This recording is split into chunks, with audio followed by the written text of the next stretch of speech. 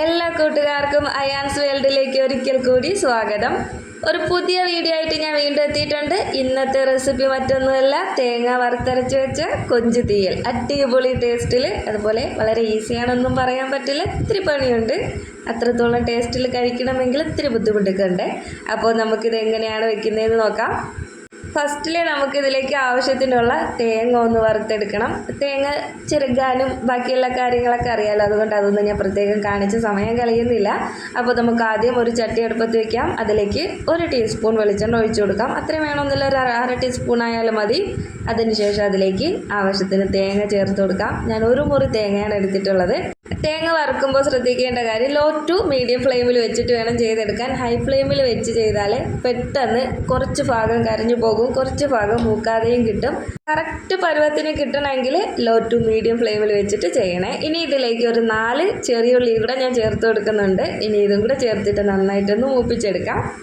ഇപ്പോൾ കളറൊക്കെ ചേഞ്ചായി വരാൻ തുടങ്ങിയിട്ടുണ്ട്. ഇതുപോലെ ഗോൾഡൻ ബ്രൗൺ കളറിലായിട്ട് വരണം. ഇതിന് ശേഷം ഇനി നമുക്കിതിലേക്ക് പൊടികളെല്ലാം ചേർത്ത് കൊടുക്കണം. പൊടികൾ ചേർക്കുന്ന സമയത്ത് ലോ ഫ്ലെയിമിൽ തന്നെ വെക്കാൻ മറക്കരുത്, അല്ലെങ്കിൽ എല്ലാം കൂടി കരിഞ്ഞു പോകാൻ ചാൻസ് ഉണ്ട്. പെട്ടെന്ന് ചേർക്കാൻ വേണ്ടി ഞാൻ എല്ലാം നേരത്തെ സെറ്റാക്കി വെച്ചിട്ടുണ്ട്.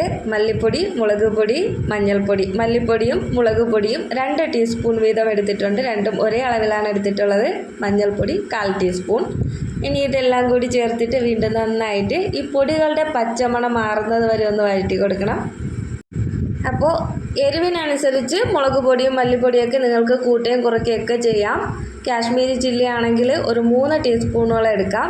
ഞാൻ അരമുറി തേങ്ങയ്ക്കാണ് ഈ ഒരളവിന് പൊടികൾ എടുത്തിട്ടുള്ളത്. അധികം എരിവില്ലാതെയാണ് ഞാൻ റെഡിയാക്കുന്നത്, എന്നാലും അത്യാവശ്യം എരിവൊക്കെ ഉണ്ടായിരുന്നു. ഇതുപോലെ വറുത്തരച്ച് വയ്ക്കുമ്പോൾ അടിപൊളി ടേസ്റ്റാണ്. ഇതുപോലെ ചെയ്തിട്ടുള്ളവരുണ്ടെങ്കിൽ കമൻറ്റ് ചെയ്യാൻ മറക്കല്ലേ. ഇനി തേങ്ങ തണുക്കാനായിട്ട് മാറ്റി വയ്ക്കാം. ആ സമയം കൊണ്ട് നമുക്ക് ബാക്കി ഐറ്റംസൊക്കെ സെറ്റാക്കാം. ഇതുപോലെ ചെറിയുള്ളി, സവാള, തക്കാളി എല്ലാം ഞാൻ എടുത്ത് വെച്ചിട്ടുണ്ട്. ഇനി തേങ്ങ തണുത്ത് കിട്ടിയാൽ അതൊന്ന് അരച്ചെടുക്കണം. ഇനി വറുത്ത് വെച്ചിട്ടുള്ള തേങ്ങ മിക്സിയുടെ ജാറിലോട്ടാക്കി കൊടുക്കാം. അതിനുശേഷം നന്നായിട്ടൊന്ന് അരച്ചെടുക്കാം. അരച്ചെടുക്കുന്ന സമയത്ത് വെള്ളം ഒരുപാട് കൂടി പോവരുത്.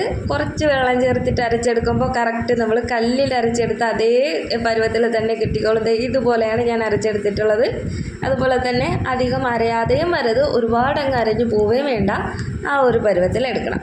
ഇനി നമുക്ക് അടുത്ത പണിയിലേക്ക് കിടക്കാം. ഞാൻ എടുത്ത് വെച്ചിട്ടുള്ളത് ചെറിയ ഉള്ളി, ഒരു ചെറിയ സവാള, തക്കാളി, ഒരു തക്കാളി, ഇത്രയാണ്. ചെറിയ ഉള്ളി ഒരു 10-20 ഉണ്ട്. ചെറിയ ഉള്ളിയാണ് ഈ കറിക്കൊക്കെ നല്ല ടേസ്റ്റ് കിട്ടുന്നത്. ഇനി ആവശ്യത്തിന് പുളി ഞാൻ നേരത്തെ വെള്ളത്തിലിട്ട് വെച്ചിട്ടുണ്ടായിരുന്നു. ഇനി അതിൻ്റെ ചാറ് വേണം ഇതിലേക്ക് ചേർക്കാനായിട്ട്. ഇനി നമുക്ക് പണി തുടങ്ങാം. ഞാൻ മൺചട്ടിയിലാണ് ഇത് റെഡിയാക്കി എടുക്കുന്നത്. അപ്പോൾ മൺചട്ടി ചൂടായി വരുമ്പോൾ അതിലേക്ക് ആവശ്യത്തിന് വെളിച്ചെണ്ണ ചേർത്ത് കൊടുക്കാം. 1.5 ടീസ്പൂണാണ് ഞാൻ ചേർക്കുന്നത്. എണ്ണ നന്നായിട്ട് ചൂടായി വരുന്ന സമയത്ത് കടുക് പൊട്ടിക്കാം. കടുക് നന്നായിട്ട് പൊട്ടി വരട്ടെ. ഈ സമയത്ത് ഇനി നമുക്ക് വഴറ്റാനുള്ള സാധനങ്ങളൊക്കെ ഇട്ട് കൊടുക്കാം. ആദ്യം ചെറിയുള്ളി ചേർക്കാം. ചെറിയുള്ളിയും സവാളയും ഒരുമിച്ച് ചേർത്താലും കുഴപ്പമില്ല. ചെറിയുള്ളി ഞാൻ കട്ട് ചെയ്തിട്ടില്ല, അതുകൊണ്ട് ആദ്യം അത് ചേർത്തിട്ട് ചെറുതായിട്ടൊന്ന് വഴറ്റിയെടുത്തതിന് ശേഷമാണ് സവാള ചേർക്കുന്നത്. ചെറിയുള്ളി കുറച്ചൊക്കെ ഒന്ന് വഴണ്ടി കിട്ടിയിട്ടുണ്ട്. ചെറുതായിട്ട് കളറൊക്കെ ചേഞ്ച് ആയ ശേഷം ഞാനിനി അതിലേക്ക് സവാള ചേർത്ത് കൊടുക്കുന്നുണ്ട്. സവാളയും ചേർത്തിട്ട് നന്നായിട്ട് വീണ്ടും ഒന്ന് വഴറ്റിയെടുക്കാം. ചെറിയുള്ളിയും സവാളയും ഏകദേശം ഒന്ന് 3/4 വേവായതിന് ശേഷം ബാക്കിയെല്ലാം ചേർക്കുന്നതായിരിക്കും നല്ലത്. അല്ലാന്നുണ്ടെങ്കിൽ അരപ്പ് ചേർത്തതിന് ശേഷം സവാളയൊക്കെ വേവാതെ അതിൽ കിടക്കും, കടിക്കാൻ കിട്ടുന്ന അതൊരു അരോചകമല്ലേ. അപ്പോൾ നല്ലൊരു കറക്റ്റ് ടേസ്റ്റൊക്കെ കിട്ടണമെങ്കിൽ അത് കുറച്ചൊന്ന് വെന്തിട്ട് ചേർത്താൽ മതി. സവാളയും കൊച്ചുള്ളിയൊക്കെ ഏകദേശം ഒന്ന് വെന്ത് കിട്ടിയ ശേഷം അതിലേക്ക് തക്കാളിയും കൂടി ചേർത്തിട്ടുണ്ട്. തക്കാളി അങ്ങ് വെന്ത് ഉടയണമെന്നില്ല, ചെറുതായിട്ട് തക്കാളി ഒന്ന് വാടി വന്നാൽ ഇനി നമുക്ക് റെഡിയാക്കി വെച്ചിട്ടുള്ള അരപ്പ് അതിലേക്ക് ചേർത്ത് കൊടുക്കാം.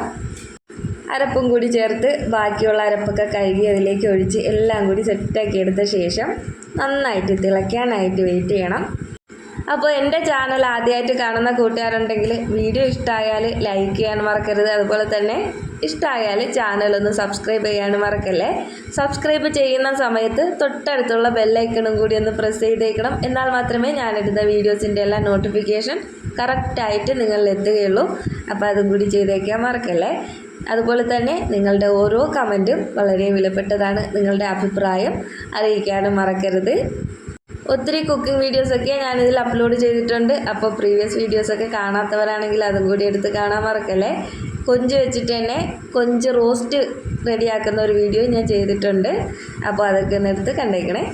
ഇനി ആ ഒരു അരപ്പൊക്കെ ചെറുതായിട്ടൊന്ന് വഴറ്റിയെടുത്ത ശേഷം ബാക്കി ജാറും കൂടി കഴുകി അതിലേക്ക് വെള്ളമൊക്കെ ഒഴിച്ചു കൊടുക്കുന്നുണ്ട്. ആവശ്യത്തിന് വെള്ളം ചേർത്ത് കൊടുക്കുക. ഇനി പുളിവെള്ളം ഇതുവരെ ചേർത്തിട്ടില്ല.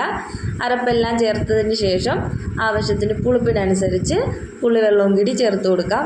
ഒരു തക്കാളി ഞാൻ ചേർത്തിട്ടുണ്ട്, അപ്പോൾ അധികം പുളി വരാൻ ചാൻസ് ഇല്ല.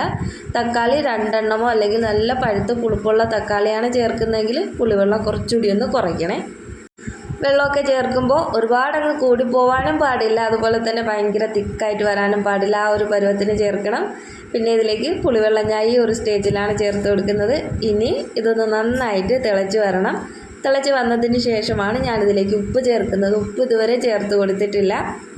ഇപ്പോൾ നമ്മുടെ കറിയൊക്കെ നന്നായിട്ട് തിളച്ച് കുറുകി വരാൻ തുടങ്ങിയിട്ടുണ്ട്. ഇനി ഇതിലേക്ക് ആവശ്യത്തിന് ഉപ്പ് ചേർത്ത് കൊടുക്കാം. ഉപ്പും കൂടി ചേർത്ത് നന്നായിട്ട് മിക്സ് ചെയ്ത ശേഷം നമുക്ക് കൊഞ്ച് ഇതിലേക്ക് ചേർക്കാം. കൊഞ്ചിന് അധികം വേവൊന്നുമില്ല, അതുകൊണ്ട് അരപ്പ് ഏകദേശം ഒന്ന് വറ്റിയതിന് ശേഷം കൊഞ്ച് ചേർക്കുന്നതായിരിക്കും നല്ലത്. ഇപ്പോൾ ഗ്രേവി കുറച്ചുകൂടിയൊക്കെ ഒന്ന് തിക്കായി കിട്ടിയിട്ടുണ്ട്. ഈ ഒരളവിലാണ് ഞാൻ കൊഞ്ചെടുത്തിട്ടുള്ളത്. ഇനി നല്ല കഴുകി വൃത്തിയാക്കി വെച്ചിട്ടുള്ളതാണ് ഇനി അതിലേക്ക് ചേർത്ത് കൊടുക്കാം. അരപ്പിലേക്ക് കൊഞ്ചെല്ലാം ഇതേപോലെ അങ്ങ് ചേർത്ത് കൊടുക്കുന്നുണ്ട്. ഈ ഒരു സമയത്ത് തന്നെ ആ ഒരു അരപ്പിൻ്റെ മണം ഉണ്ടല്ലോ, അടിപൊളി മണമാണ്.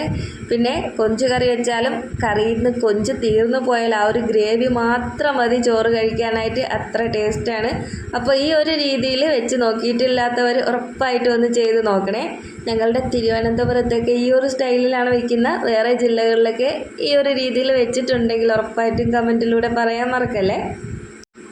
ഇനി നമുക്കിതിലേക്ക് ആവശ്യത്തിന് കറിവേപ്പില കൂടി ചേർത്ത് കൊടുക്കാം. ഇനി നമുക്ക് കുറച്ച് നേരം ഒന്ന് മൂടി വെച്ചിട്ട് വേവിക്കാം.